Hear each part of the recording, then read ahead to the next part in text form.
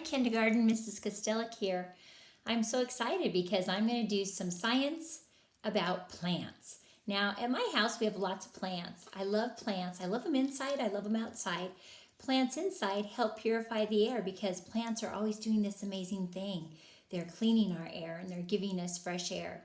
So this is just a pretty little rose plant, and we can see the flower, and we can see the leaves, and we can see some of the stems. But I'm going to talk to you more about parts of a plant in just a minute. Now, this morning I went out and I looked around our property and I found some neat stuff. So, for example, this is a really cool example of an acorn that had started to sprout. Now you can see the root has gone down. Unfortunately, it broke off when we took it out.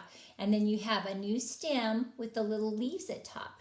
Now, if this was left long enough, this little sprout would turn into a big oak tree. So this is pretty amazing. This is what's left of the acorn. Probably, it's kind of like a little backpack that helps the seed grow. There's what's called an endosperm inside, and it helps the seed be fed until it has these nice green leaves that shoot out above the ground. So this was underground. And then once there's some leaves, then the plant can make its own energy from the sun, which is pretty amazing. Also, I found this one has a really good example. Now, I have a lot of lavender in my garden, which smells heavenly. And you can see here all the little roots at the bottom. It has a nice big tap root, and then it has all these little hairy roots that come off, and then there's the stem. And lavender has these little thin leaves. And then at the very top, you can see the flower, which is a little different than the flower we're going to talk about today. Also, you guys probably have a lot of these too, just like me. This is what's left of a dandelion. You can see some of the little dandelion tufts at the top, but it has its root at the bottom. It has a nice stem, which is kind of like the straw that gives it lots of water, and then the leaves shooting off of that main stem, and then of course the flowers at the top. One more sample. We have a lot of buttercups coming up right now, and you can see the nice roots at the bottom. There's a stem, some little leaves right here, and then you can see the flower up at the top. So I'm excited to talk to you about that because I want to talk to you about today the parts of a plant. And when you watch the SciShow Kids and you listen to Harry Kindergarten, he's also going to help you remember those parts. But if you have a piece of paper right now and a crayon or a pencil or a marker, you can join along with me. So I would really like you to do a scientific drawing with me. We're going to do the parts of the plant. So here we go. Have your paper vertical, which means standing tall. And I'm going to use a Sharpie marker because it's easy for you to see. And I think what I'm going to do is I'm going to start not too high. I'm going to come down a ways. This is my horizon line. I'm going to draw a line going straight across, mostly straight. And then I'm going to imagine a little seed that's been covered with the soil. So now you can tell this is the soil and this is going to be the sky.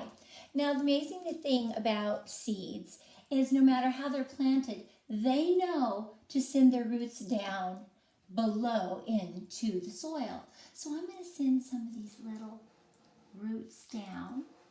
And the amazing thing about roots, they remind me a lot of the veins in our bodies that bring us oxygen and nutrition, which is what the roots do for a plant. So the little seed sprouts its roots, and then after it kind of gets established and it's got some roots, then it starts sending up a sprout, a little stem. And you can draw that coming up, just a little line. Now, at first it's pretty short and it has some little leaves on it, but we're going to go right up to after it's grown a little, and I'm going to add another line on this side. It doesn't have to be exactly straight because the stems often are a little wiggly. They kind of have a little move to them.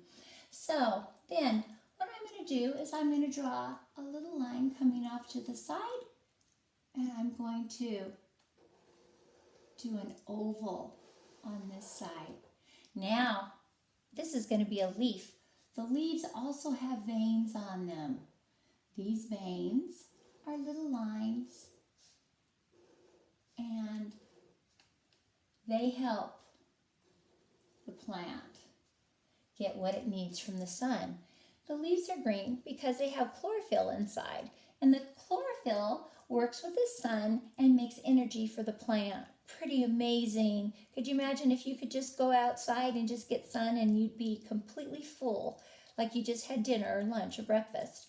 So I'm going to go ahead and make another leaf coming off on this side. And I'm going to do an oval again that's a little pointy. Go ahead and draw a line down the center with some veins on it to help that leaf get all the nutrients it needs and all the energy. Now, so far I have my stem that came off of that little seed with the roots. This seed pretty soon is just really, it dissolves because it's no longer as important as it was in the beginning once it makes that sprout.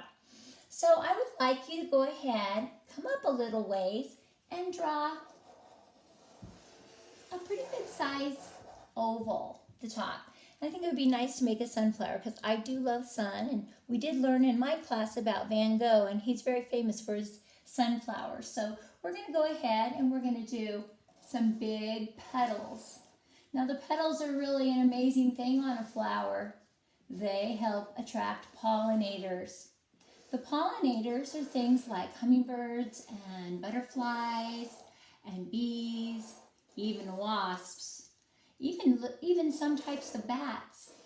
And what they do is they come and they drink the nectar that the flower produces, and those pretty colors attract them.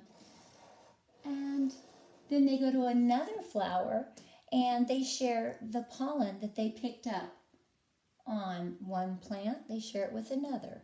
And you'll learn more about that as we go. So I have my petals.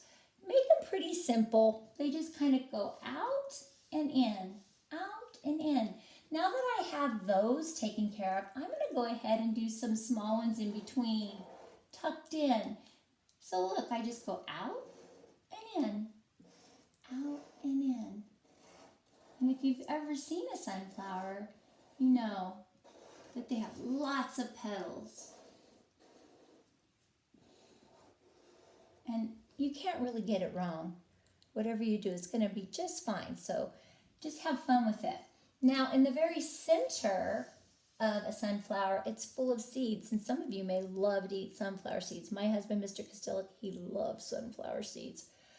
So what we're going to do is we're just going to make some of those little bumps that would show. I'm going to do like a row of little, they're almost like little smiley mouths. If you can get a little closer, if you see a little closer, they're like little smiley mouths. I'm going to do some. I'm not going to do them all over because that would be a lot. And then what we're going to do now is I think we should label the parts of the flower or the plant. So I'm going to go ahead and come down here where the roots are. And I want us to write roots, roots. So make your R, O, O,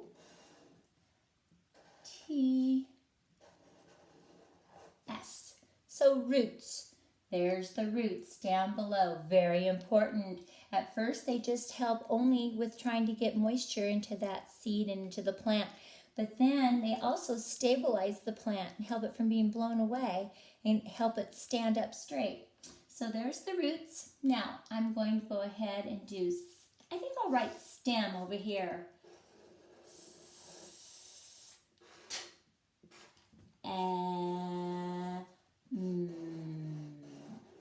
Stem, because here's a good part of the stem. Now, of course, the leaves are really important because they help the plant get energy. So I'm going to go ahead and write leaf right by this nice leaf. O, E. So it's L-E-A. The E and the A make the E sound. Leaf, leaf. There we go. And then at the very top, the part that is responsible for helping the plant attract pollinators and also to make seeds, we're going to go ahead and do flower. I hope you can see my word flower up here. Start with the sound F, full, and then O and W make the ow, and then E-R, flower. So I'm going to go ahead and I'm going to draw a line from my word roots over to the roots, from my word stem over to the stem, from my word leaf to the leaf, and from my word flower to the flower. And now we have a scientific drawing of a plant. Now you're welcome to color yours. I'm not going to today, but what I want you to do now is, if you have a chance, go out into your yard and see if you can see some plants that would be okay to pick and to dig in, and maybe like a little piece of grass or a weed, not one of Mom's beautiful rose bushes. And, dig it up and see if you can find the roots, the stem, the leaf, and the flower. And then when you have time, be sure and color your scientific drawing and give it to Mom or Dad. They would love it. Okay, I'll talk to you guys later. We'll be talking more about plants. See you.